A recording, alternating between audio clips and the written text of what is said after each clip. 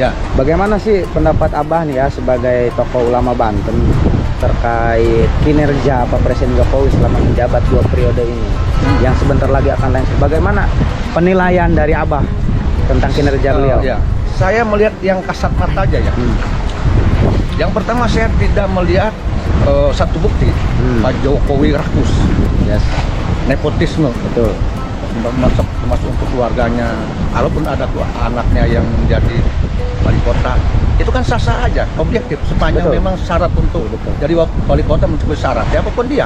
Tapi kan itu situ tidak ada tekanan dari Pak Jokowi, pesannya tidak ada. Itu murni pilihan masyarakat Solo. Yang kedua, saya tidak pernah mendengar Pak Jokowi tebang pilih dalam kasus kepada siapapun dimanapun. Termasuk ketika kita kemarin itu ada COVID. Saya melihat dan menyaksikan langsung, wabil khusus di Banten, itu rakyat Banten bahagia. Betul. Merata semua biaya. Termasuk saya salah satu orang yang menerima sembako yang saya bagikan.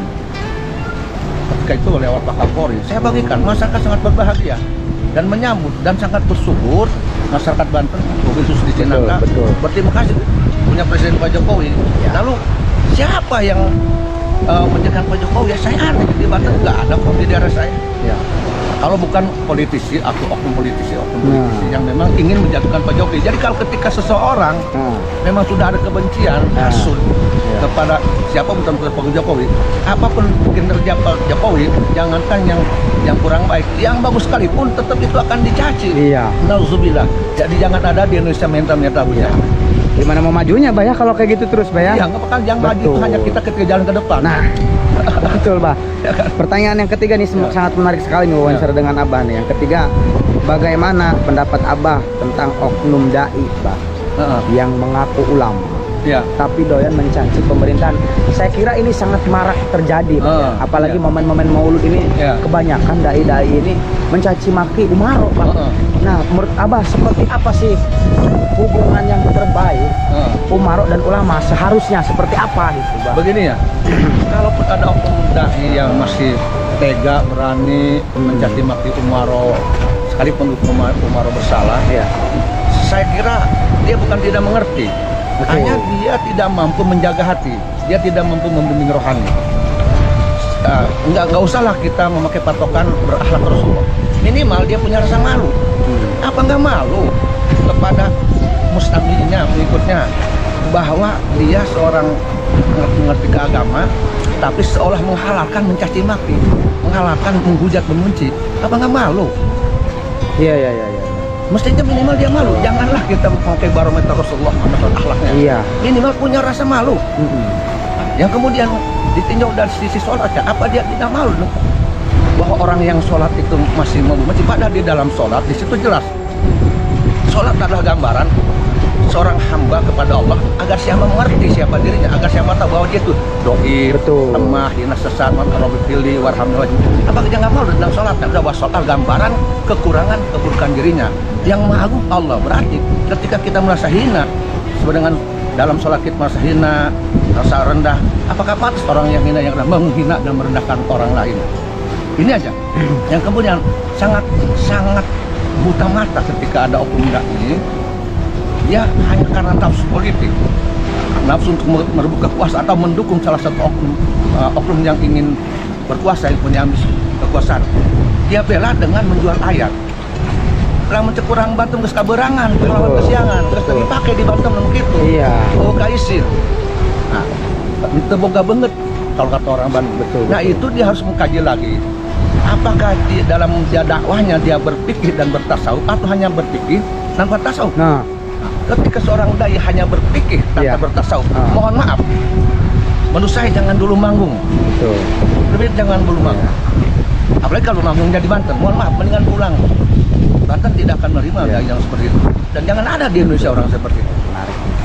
Yang terakhir, Bah nih, terkait paham-paham atau ideologi transnasional yang sekarang sedang marak. Mereka yang sekarang menguasai media sosial, Bah, menyebarkan paham-paham gampang-gampang mengkafirkan seseorang, menyesat-nyesatkan, atau dikenal orang bahwa ini golongan Wahabi gitu ya, paham Wahabi lah di Indonesia. Mereka bagaimana sih kaitannya dengan persatuan umat Islam Indonesia dan Pancasila Persatuan Indonesia? Mereka ini kan mengatasnamakan untuk persatuan Islam Indonesia, Ya, begitu, Bah. betul. Nah, apakah bertentangan, Bah, jika mereka ini mengatasnamakan persatuan Islam Indonesia, sedangkan kita ini ideologi falsafah bangsa yang tertinggi adalah Pancasila, Ya. Negara Kesatuan Republik Indonesia. Nah, seperti apa, Bah, ini? Begini, kelompok-kelompok yang ada di negeri kita, kemudian katakan dia itu berpikiran takfiri, dari sisi atau dari perspektif Pancasila, jelas dia tidak berpancasila. Dalam Pancasila ada persatuan Indonesia. Betul. Karena akibat hujatannya, justifikasinya kepada saudara Muslim, bid'ah, musyrik, kafir, itu jelas akan merusak persatuan Indonesia. Betul. Kemudian dari perspektif Islam, ukhuwah Islamnya, itu jelas akan iya dengan apa yang diinginkan Rasulullah. Karena Rasul tidak mendahulukan hujatan dan tidak berhujat, dan Rasul tidak memberikan dalil untuk menghujat, sekalipun terhadap saudara yang Muslim yang buruk. Nggak ada. Rasul memakai akhlak. Maka ketika dia berbicara untuk persatuan Islam, maka dia kazim. Dan berbahayanya ketika seseorang kelompok itu sudah menjustifikasi kelompok umat Islam yang tidak berpaham dengan dia, dengan musyrik, kafir, takfir.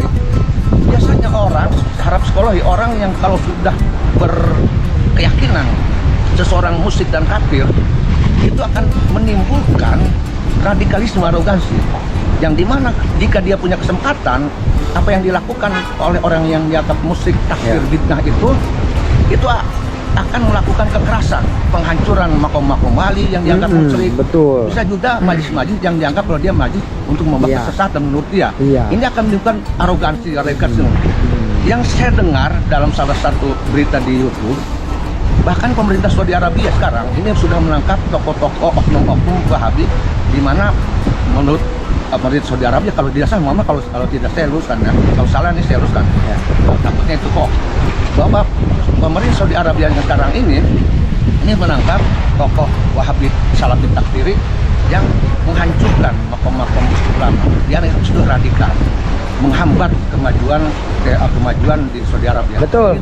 Tidak mungkin di Indonesia kan begitu, menghambat persatuan Indonesia, menghambat persatuan Islam, sehingga kemajuan Indonesia, kemajuan Islam akan terhambat, akan menjadikan sebuah perpisahan, bukan bisa menjadi sebuah perang saudara.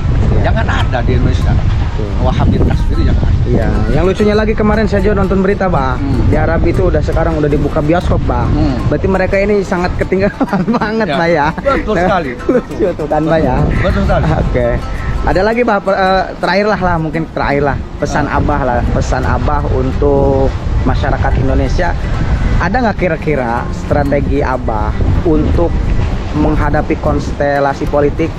Apalagi Abah punya nggak kira-kira solusi biar tidak terjadi politik identitas, Bah, membawa satu agama, suku dan sebagainya untuk kepentingan politik? Saya menghimbau untuk saudara saya seluruh Indonesia,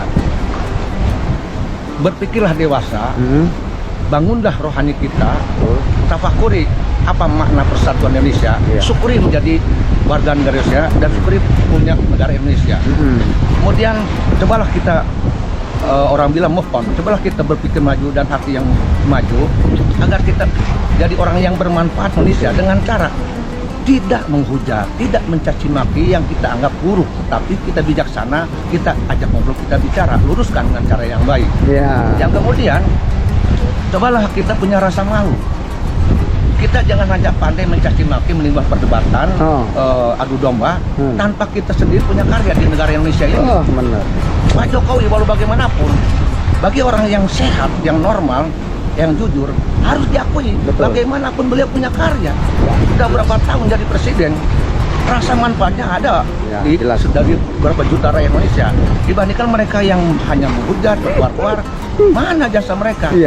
Nggak ada yang maksudnya tidak bisa menyentuh langsung. Nah, janganlah keirian pada seseorang ini sampai tidak menghormati presiden sebagai lambang negara Indonesia. Jadi saya sebagai warga negara sangat sedih, kecewa ketika ada oknum warga negara Indonesia yang mencaci presidennya. Masya Allah, itu nyontoh siapa? Nggak ada yang harus dicontoh, kecuali mungkin mencontoh Abu Abu Jahal Iya. menurut saya. Iya. Gitu bah, ya, Ya. menarik. Ini kesimpulannya